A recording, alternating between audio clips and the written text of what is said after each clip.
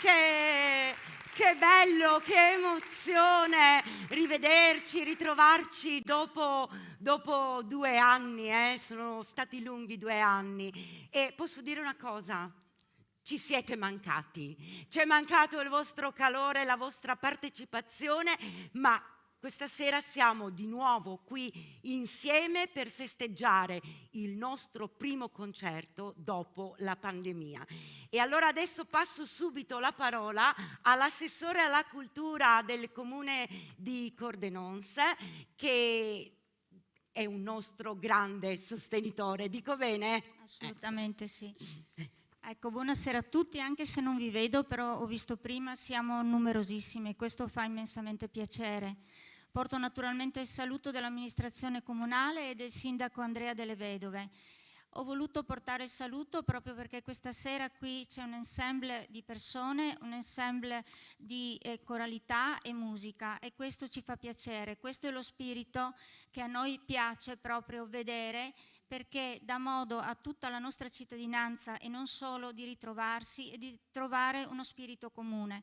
Un piccolo accenno allo spettacolo di stasera che credo si colleghi perfettamente a quello che è il mese di novembre, e cioè la contrarietà alla violenza e la lotta alla violenza che si fa sulle donne.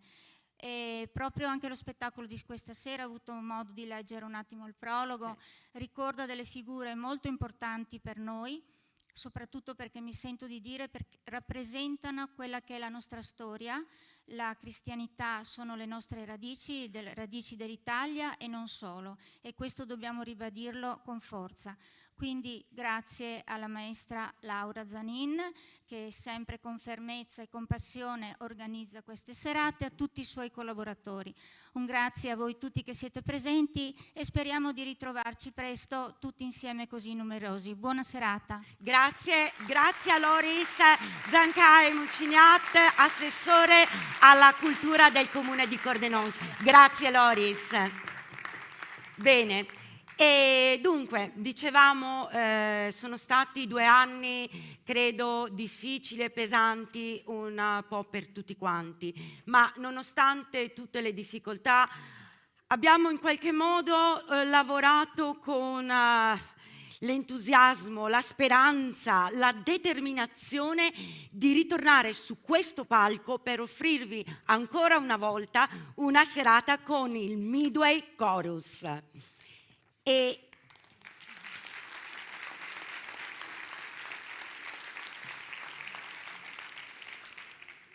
questa sera non siamo soltanto qui su questo palco, siamo anche in streaming su YouTube per abbracciare e salutare tutti gli amici vicini che non sono potuti venire in teatro e tutti gli amici lontani.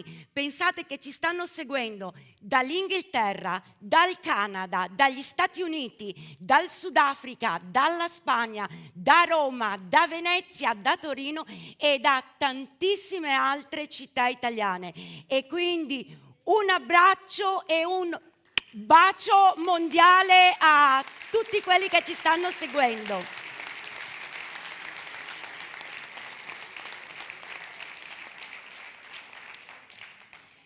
Quello che tra poco vi presentiamo è un recital che parla di donne vissute più di 2000 anni fa e che hanno fatto parte della vita terrena di Gesù.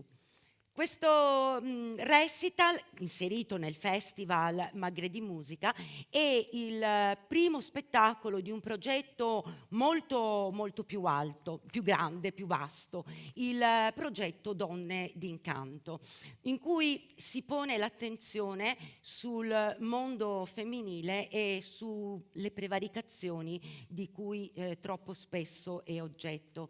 E in questo periodo pandemico sappiamo che si sono ulteriormente aggravate.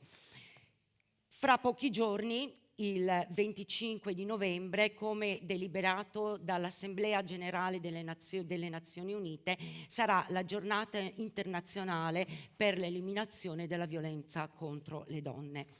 e il Midway Chorus con il progetto Voce Donna, con il progetto Donna d'Incanto, sostiene l'associazione Voce Donna e l'associazione In Prima Persona, che si occupano di donne che hanno subito violenza e maltrattamenti fisici, psicologici, sessuali, economici all'interno e all'esterno della famiglia, e che oltre ad aiutarli concretamente promuovono campagne di sensibilizzazione, prevenzione, informazione contro questo gravissimo e aberrante aspetto della nostra società. Questa sera abbiamo con noi la dottoressa Anna Campanile per Voce Donna e il dottor Nicola Mannucci per In Prima Persona, che invito sul palcoscenico per un loro saluto e un loro breve intervento. Lascio a voi adesso la parola. Grazie. Grazie. Buonasera a tutte e a tutti. Io sono Anna Campanile, sono un'operatrice del Centro Antiviolenza Voce Donna di Pordenone. Ci fa molto piacere essere qui con voi questa sera e ci fa molto piacere essere state invitate a una serata in cui un coro di donne canta canzoni che riguardano le tematiche delle donne e della loro vita. Purtroppo troppo spesso all'interno della famiglia, che dovrebbe essere il nostro luogo più sicuro e più felice, si vivono invece delle violenze e dei soprusi. Questo è quello che noi cerchiamo di contrastare con la nostra attività in questo territorio. Abbiamo il centro a Pordenone, diversi sportelli dislocati nella provincia e delle case rifugio per ospitare le donne che sono in imminente pericolo. Volevo condividere con voi alcuni dati per darvi un pochino il polso della situazione. Dal 1 gennaio al 31 ottobre 191 donne si sono rivolte per la prima volta quest'anno alla nostra associazione. Di queste sono state accolte in casa rifugio 18 donne. Per il nostro territorio sono dei numeri importanti che purtroppo crescono continuamente.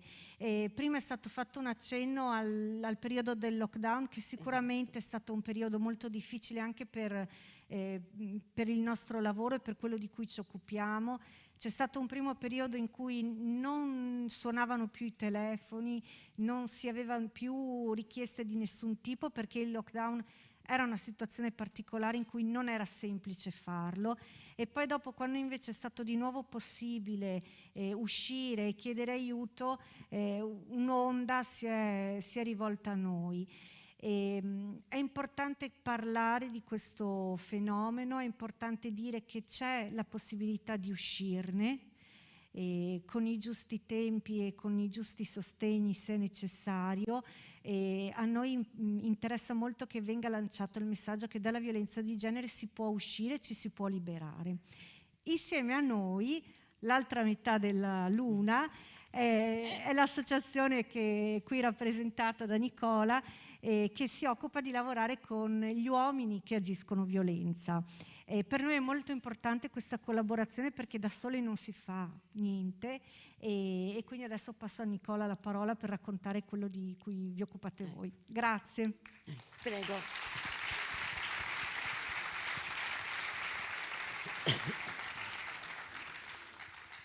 Buonasera a tutti, grazie di essere qui questa sera nonostante la nebbia, e grazie innanzitutto agli organizzatori di aver voluto coinvolgerci e dedicarci comunque in qualche maniera questa serata alle nostre due associazioni.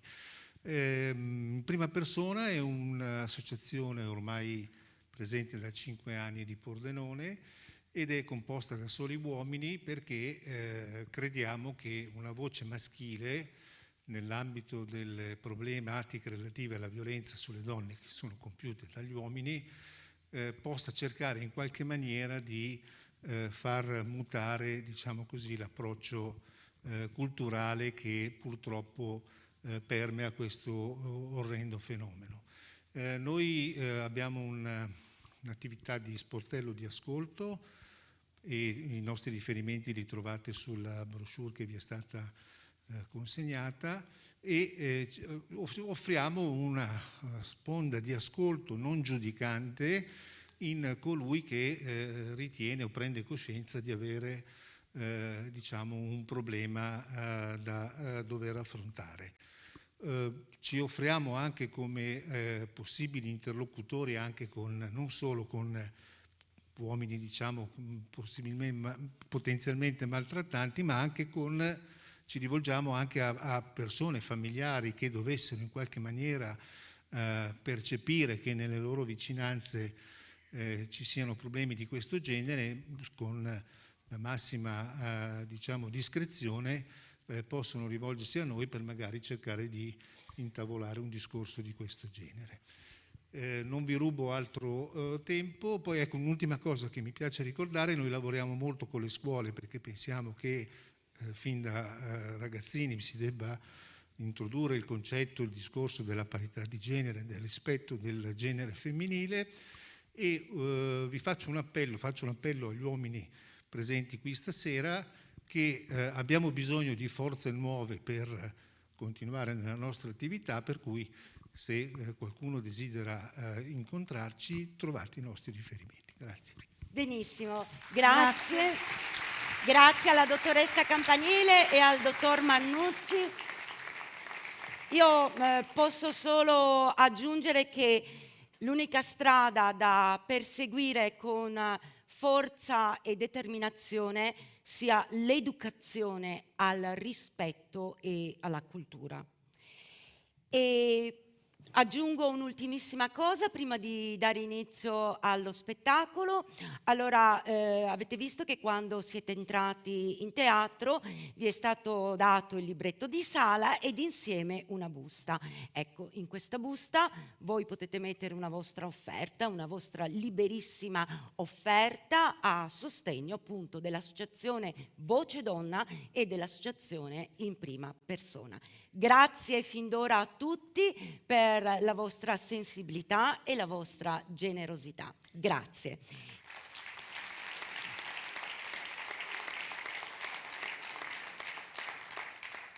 E ora io vi auguro una buona serata con Donna, perché piangi?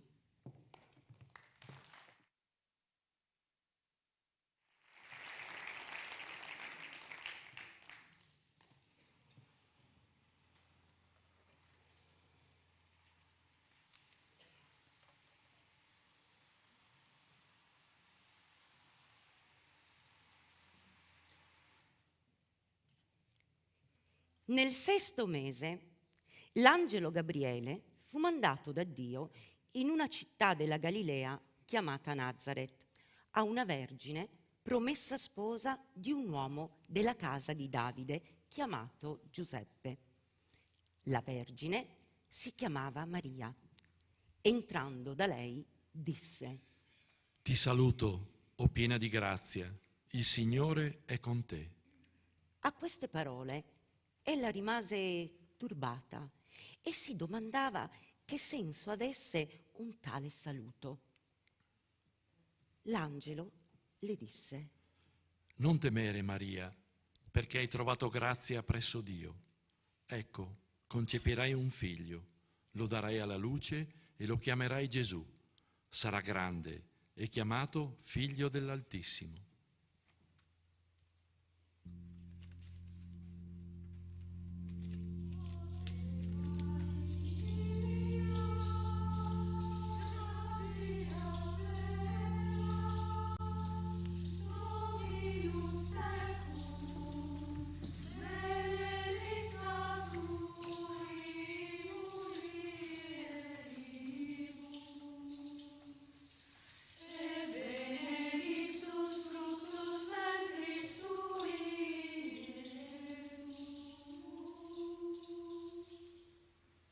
Lo Spirito Santo scenderà su di te, su te stenderà la sua ombra la potenza dell'Altissimo. Colui che nascerà sarà dunque santo e chiamato figlio di Dio.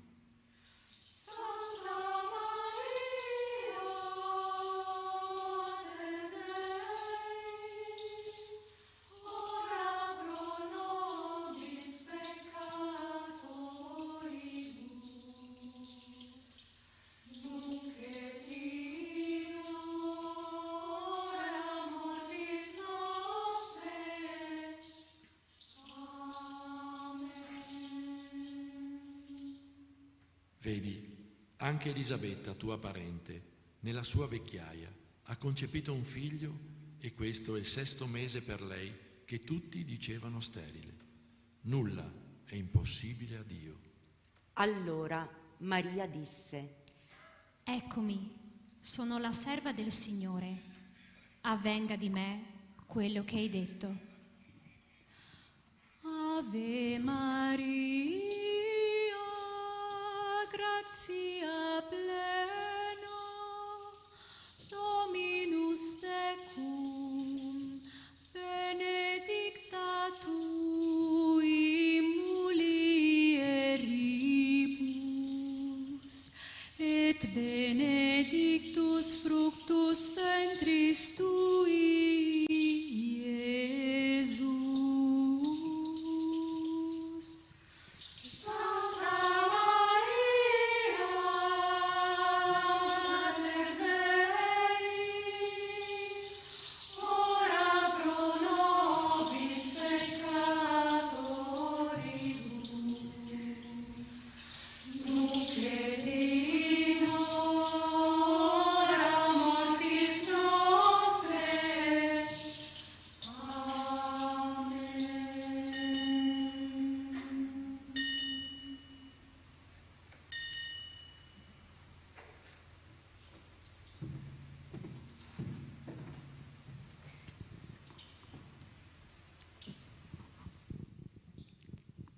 Gesù, figlio di Dio, nasce come tutto il genere umano da una donna, la Vergine Maria. È la prima donna che lo ama, lo accudisce, lo cresce, lo accompagna all'età matura e lo piange con la disperazione di madre ai piedi della croce. Maria è la prima figura femminile che Gesù incontra nella sua vicenda umana. Ne incontrerà altre, ognuna con la propria storia. A Maria abbiamo rivolto la preghiera universale del canto di apertura e sempre a Maria è dedicato il brano di Fabrizio De André, Ave Maria, tratto dall'album La Buona Novella. De André vede Maria come madre universale, non solo madre del Messia, ma semplicemente madre, come può esserlo ogni donna. Poesia e delicatezza unite insieme fanno di questo brano non una preghiera, ma un inno alla maternità, alla femminilità.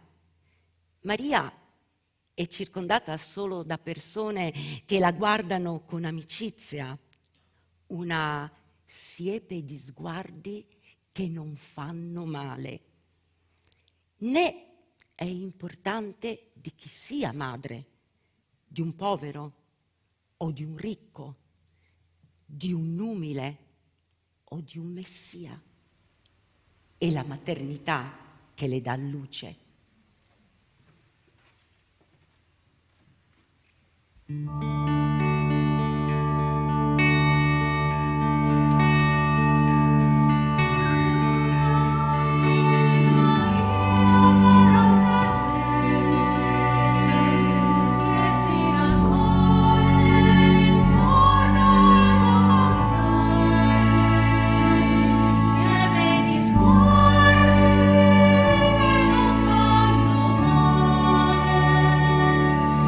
la stagione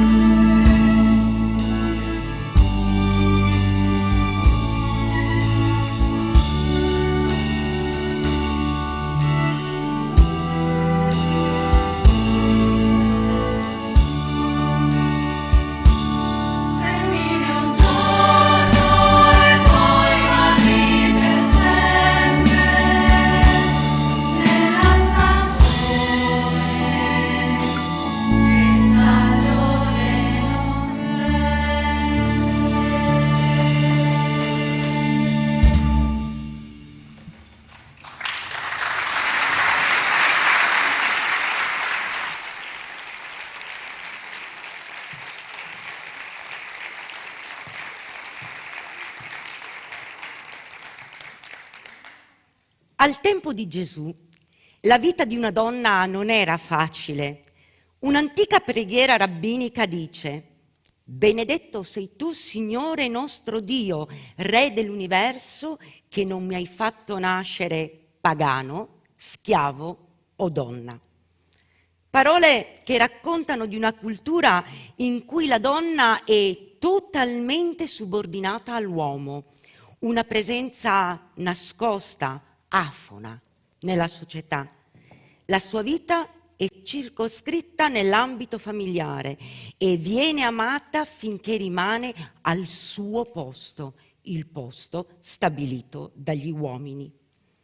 A nessuna donna era concesso l'accesso alla vita pubblica o di interferire nei sistemi di legge e neppure di dare consigli. Questo non solo nel mondo ebraico, ma anche nella legge romana. Ma nei Vangeli viene citata una donna romana, una pagana che infrange questa regola.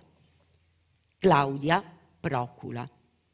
Lei, donna Patrizia, nipote di Augusto e moglie molto amata di Pilato, si muove a difesa di Gesù.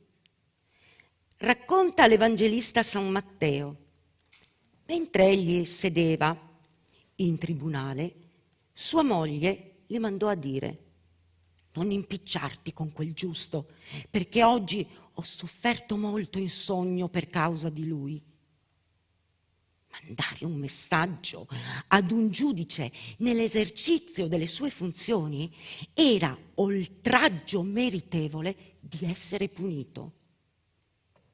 Sì, Gesù patì sotto Ponzio Pilato, ma a gloria di Claudia una voce di donna si levò per lui in nome della verità e della giustizia.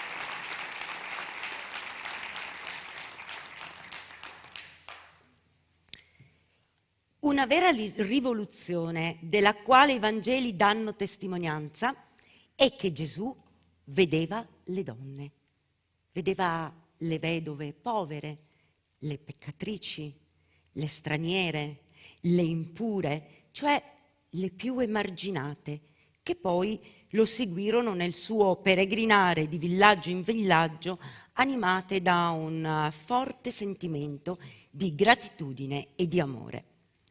Maria Maddalena fu fra coloro che maggiormente amarono Cristo, dimostrandolo.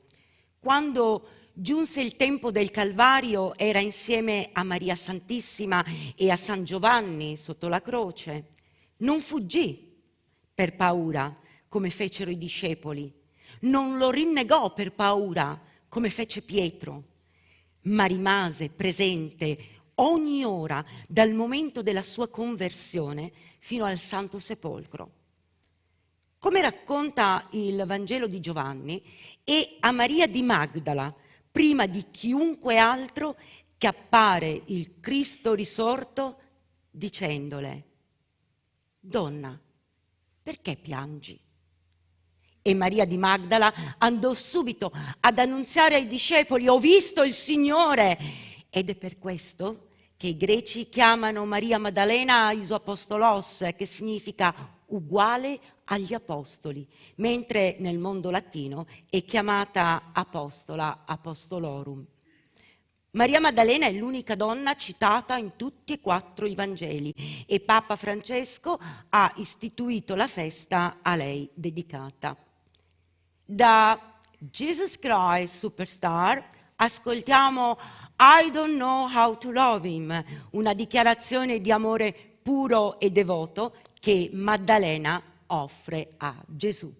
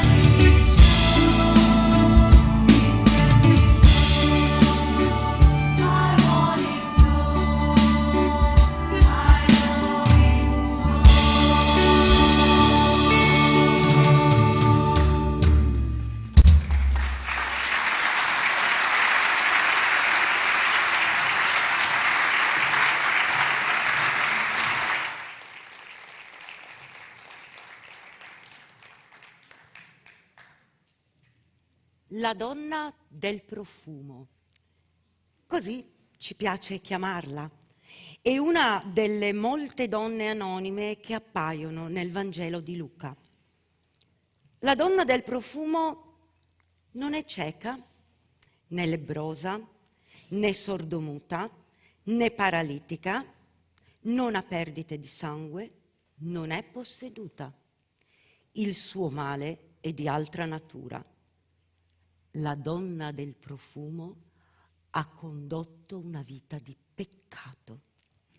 Essa è sola, è peccatrice e lo sa. Gode di cattiva reputazione e lo sa.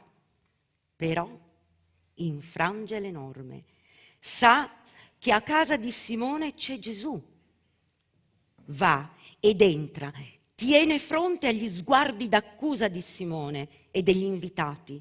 Sopporta il giudizio intransigente di Simone, l'umiliazione del disprezzo di tutti. Non giustifica con parole il suo gesto, non ha bisogno di parole, le bastano i suoi gesti di tenerezza. Baciare i piedi di Gesù, bagnarli con le sue lacrime, asciugarli con i suoi capelli e ungerli con il suo profumo.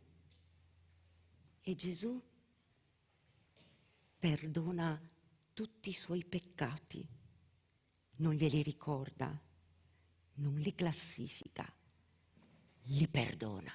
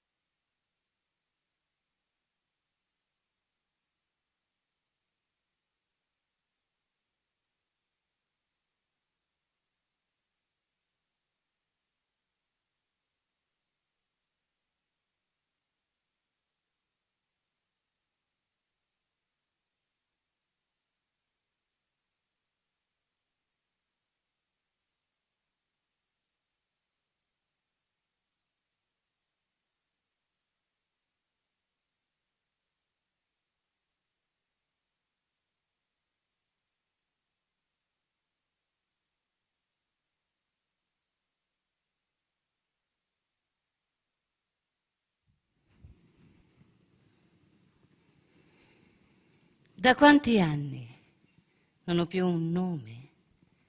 Mi chiamavo Maria, forse una delle tante Marie di questa terra aspra, ma nessuno da tempo mi chiama più con un nome. Io sono la peccatrice. Ho perso il nome come si perde la strada. Dopo non sai più come si torna indietro. E col nome ho perso anche me stessa. Chi sono? E dove sono?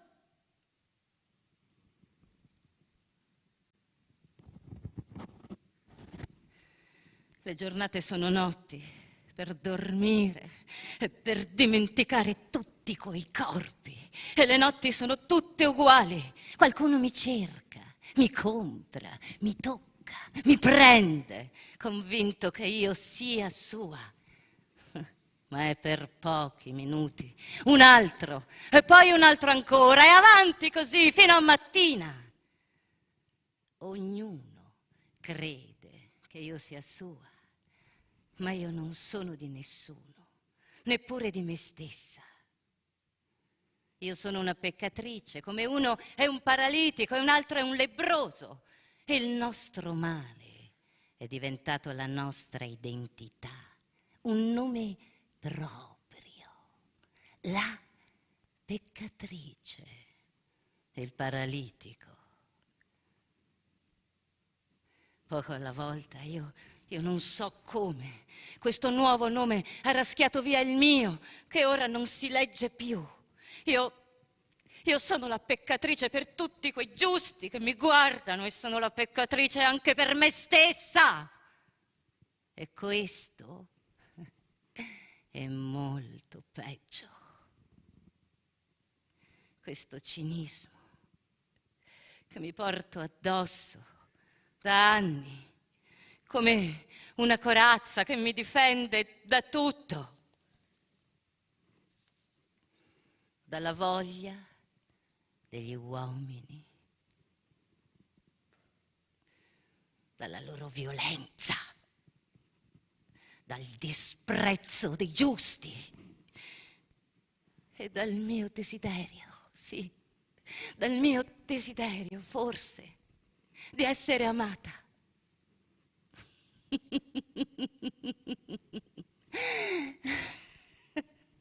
Così posso sopportare tutto e mi sembra anche di essere felice.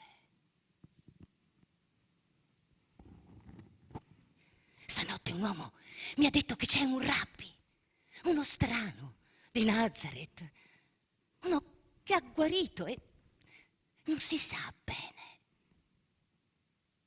Girano tante voci, non si schifa di niente, tocca i malati, li accarezza. Ha persino un seguito di donne che pare siano forti e fiere, belle, di una bellezza luminosa.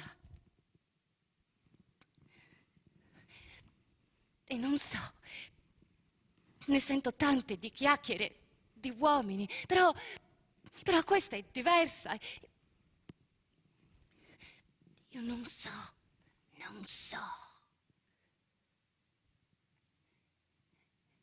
E se andassi da lui?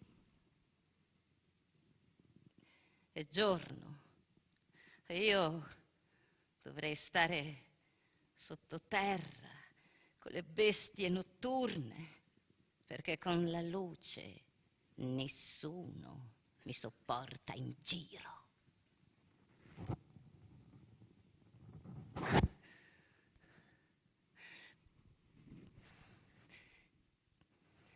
Devo andarci.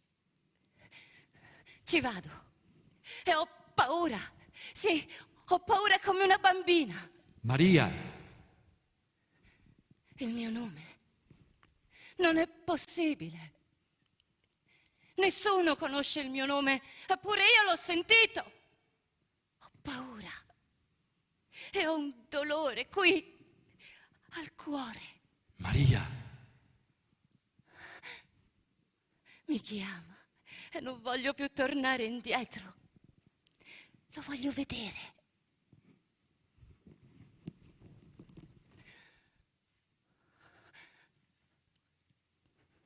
Lo guardo.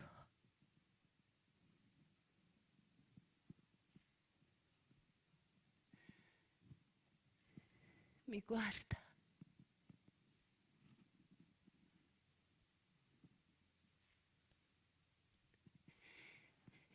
E piango.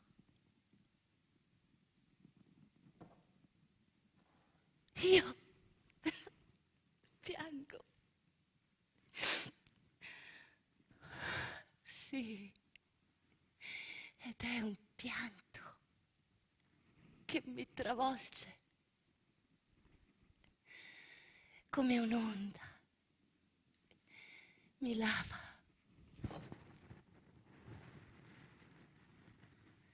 Sono ai suoi piedi e piango. Lacrime che lavano via una vita che non mi appartiene più.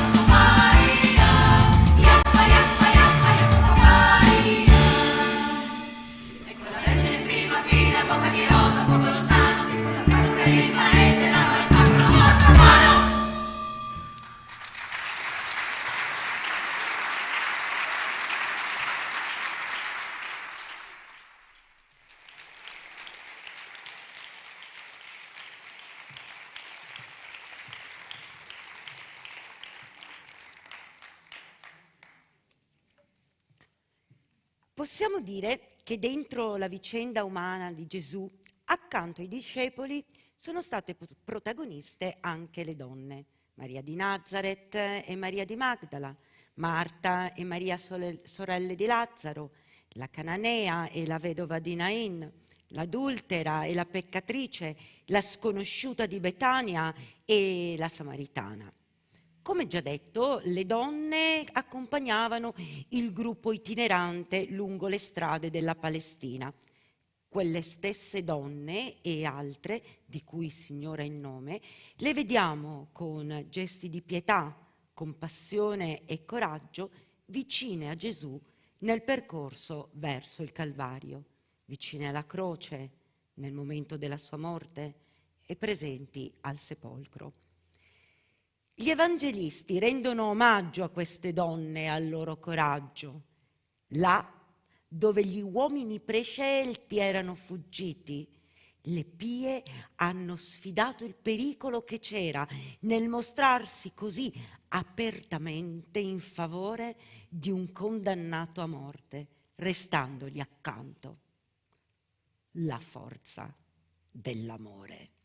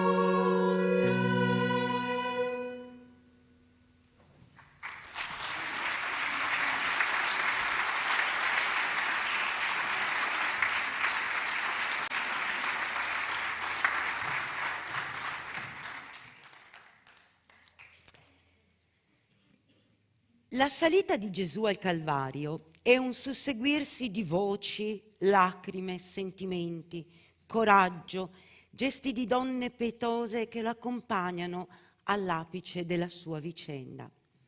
Fra queste donne ebbe grande fama la Veronica, che con il suo velo asciugò il viso di Gesù sulla via della croce. E il volto di Gesù, sofferente e insanguinato, rimase impresso sul velo. Non ce lo raccontano i Vangeli, ma la tradizione. Nonostante ciò, questa tradizione medievale entrò con tanta forza da costituire la sesta stazione della Via Crucis. Forse a questa donna è stato dato il nome di Veronica, che significa vera icona, cioè vera immagine. Il canto che abbiamo scelto per rappresentare Veronica è Lacrime di pioggia di Antonello Venditti. Lo abbiamo scelto per quella vena malinconica che descrive appieno i sentimenti che lei avrebbe potuto provare vedendo quella scena straziante.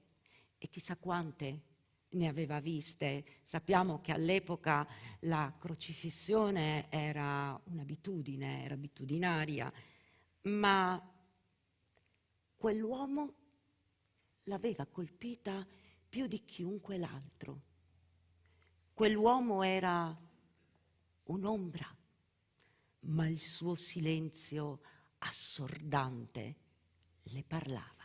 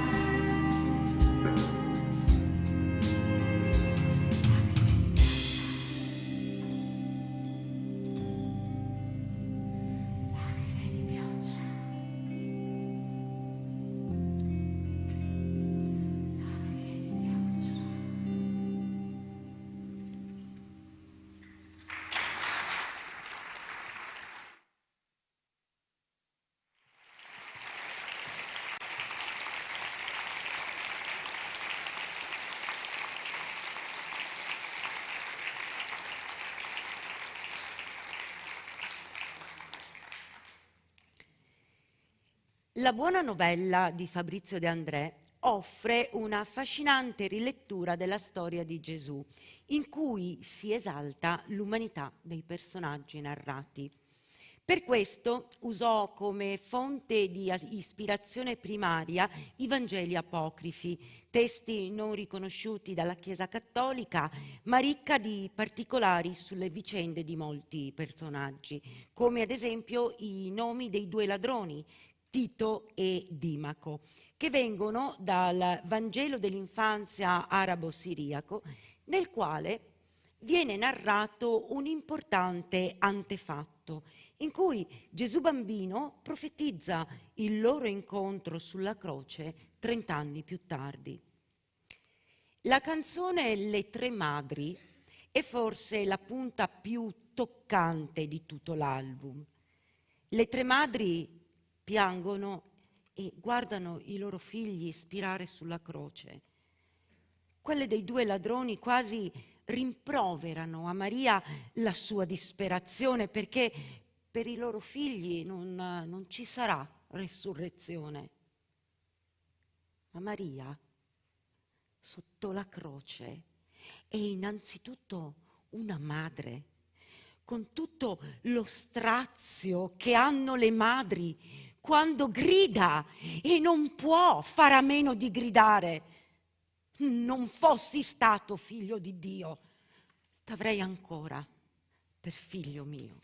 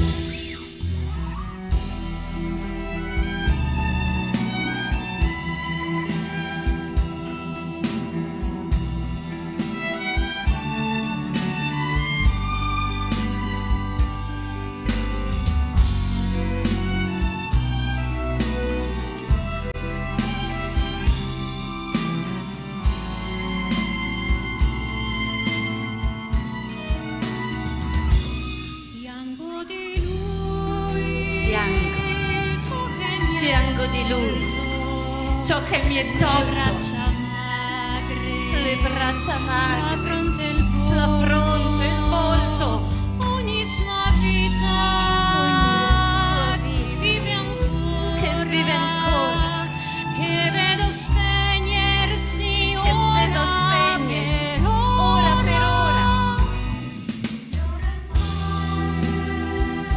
Figlio nel sangue, figlio nel cuore, e chi ti chiama, nostro Signore, nella fatica del tuo sorriso. Cerca un ritaglio di paradiso.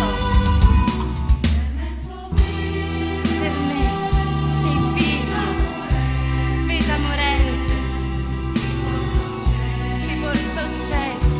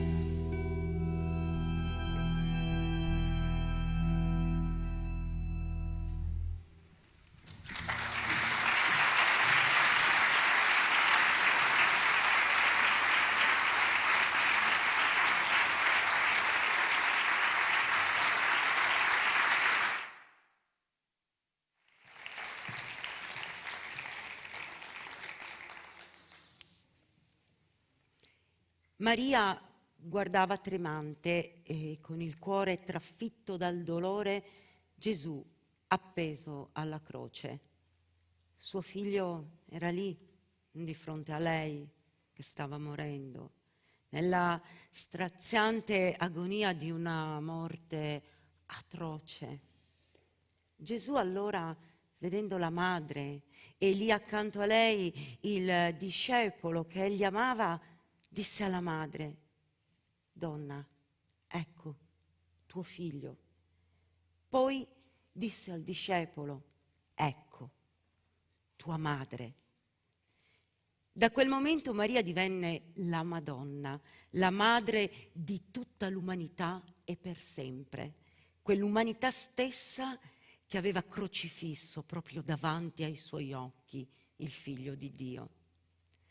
La sofferenza di Maria diventa un canto struggente, un profondo rispetto e partecipazione al dolore, un canto che commuove chi lo ascolta, ma soprattutto chi lo canta.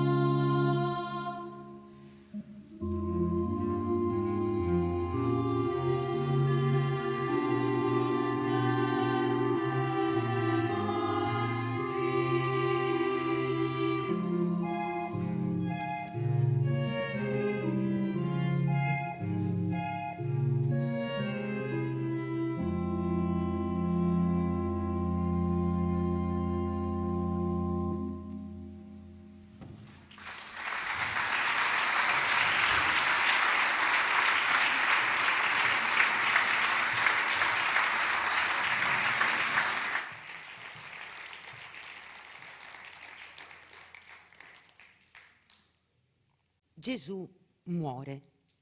La sua agonia è finalmente finita.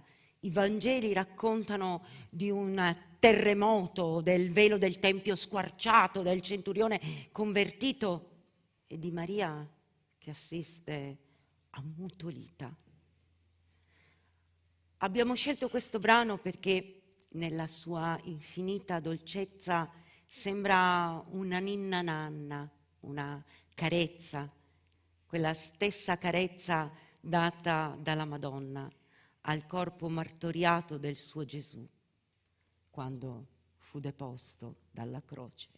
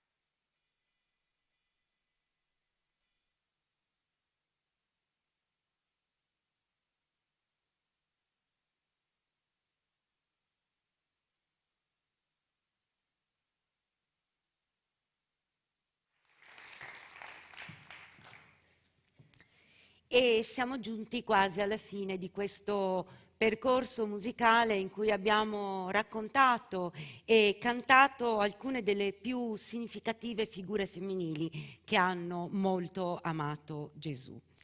Ad esse non erano stati promessi 12 troni, né avevano chiesto di sedere alla sua destra o alla sua sinistra nel suo regno. Lo seguivano, è scritto, per servirlo.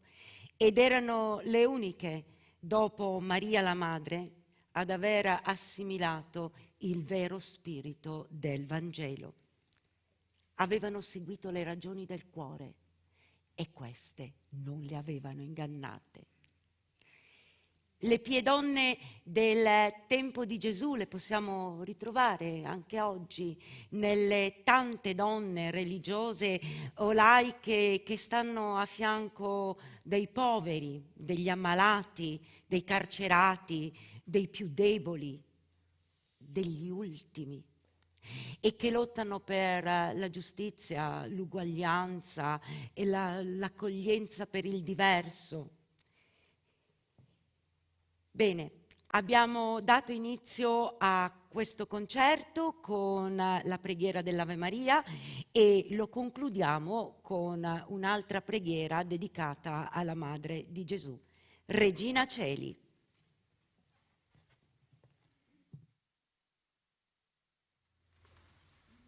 Regina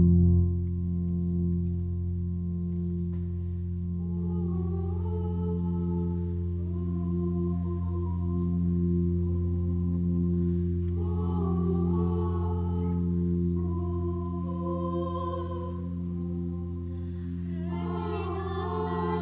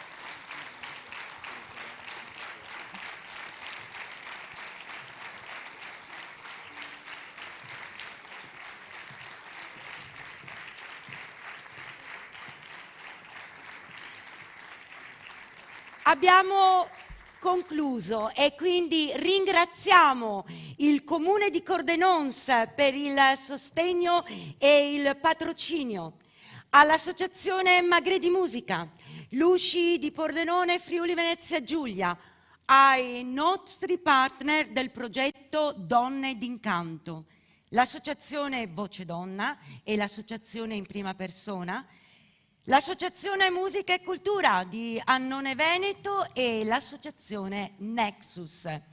Grazie a tutti i sostenitori che da anni ci dimostrano sempre la loro fiducia. Grazie. Grazie al professor Renato Portolan del Centro Restauro di Pordenone per la ricerca dei quadri, delle scenografie.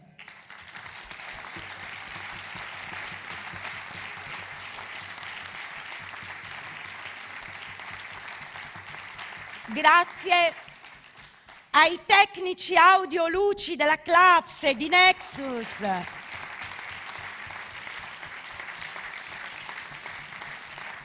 Grazie a Video Produzioni Forma di Fortunato Mattiazzo per le riprese video e la diretta streaming.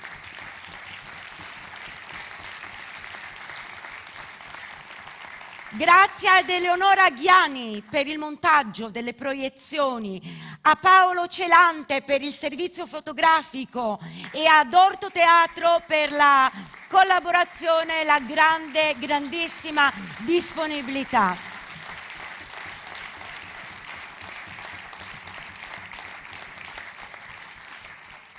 Ed ora siete tutti pronti per gli applausi?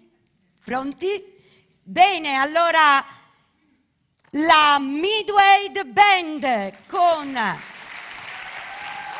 Alessandro Zanin alla batteria, Simone Zancai al basso, Gianpietro Turchetta alla chitarra e alla tastiera il maestro Alberto Ravagnin.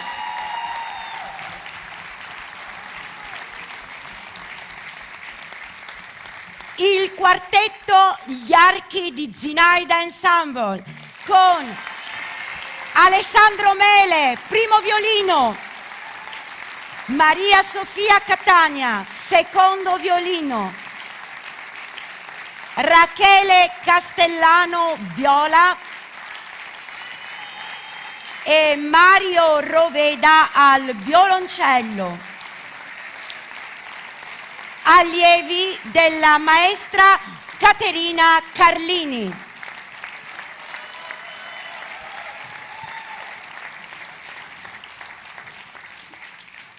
Ed ora Antonella e Maddalena.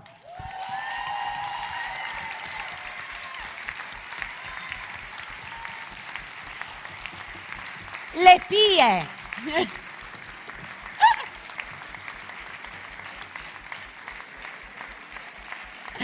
Adriano Gava, la voce. Date.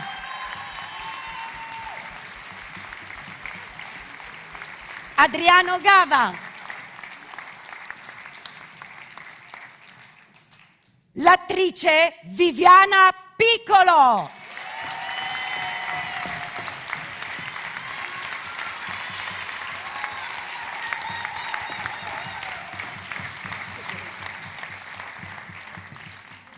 Il Midway Chorus.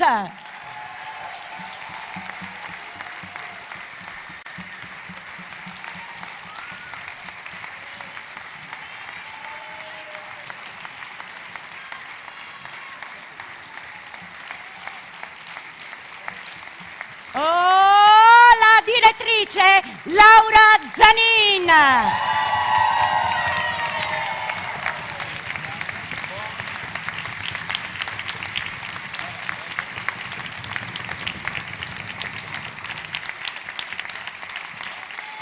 Grazie Grazie a tutti voi per la vostra calorosa partecipazione. È stato bellissimo, credetevi, stare finalmente insieme a voi questa sera.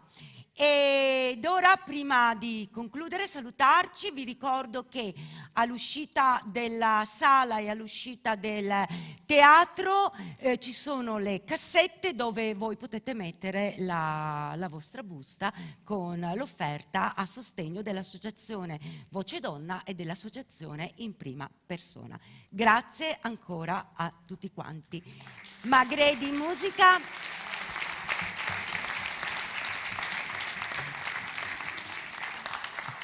Un ringraziamento da tutte noi, Fucsiete, a Roberto, alla regia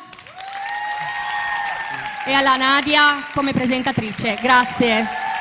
Grazie a tutti. Grazie Fucsiete. Grazie. Grazie mille. Grazie. La nostra associazione, devo aggiungere, è veramente speciale e noi ci vogliamo proprio bene. Ecco.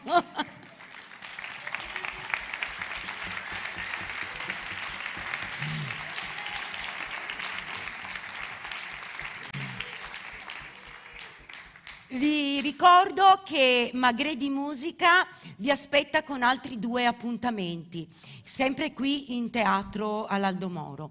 Il prossimo, il 27 di novembre, con il concerto sul Cammino di San Cristoforo con il coro polifonico Sant'Antonio Abate, e poi il 4 di dicembre con lo spettacolo Natale Sotlanzul con la corale cordenonese, il coro Il Glesiut di Villa d'Arco, il Midway Chorus, il Ciavedal e il gruppo fotografico cordenonese. Quindi vi aspettiamo anche per i prossimi 2 appuntamenti. Ed ora a voi e a tutti gli amici che ci hanno seguito in streaming, buonanotte dal Midway Chorus.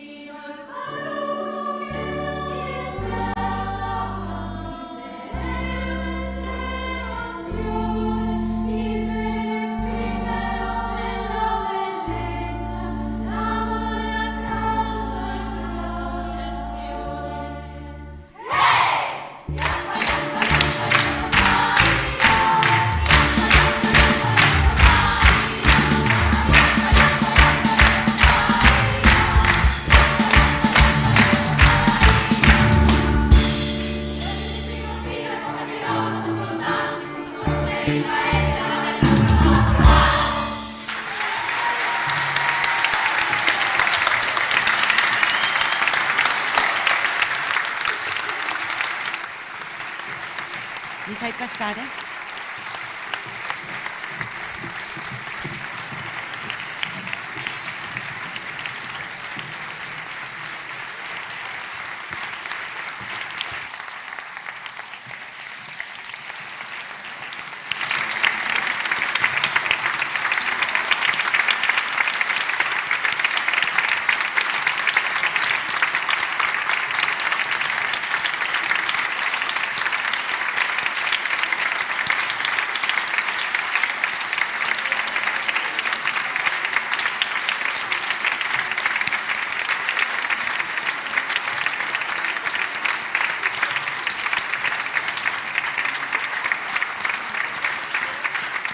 Laura,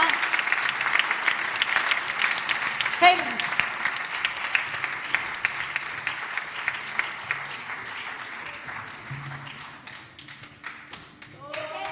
La direttrice, hip hip, urrà!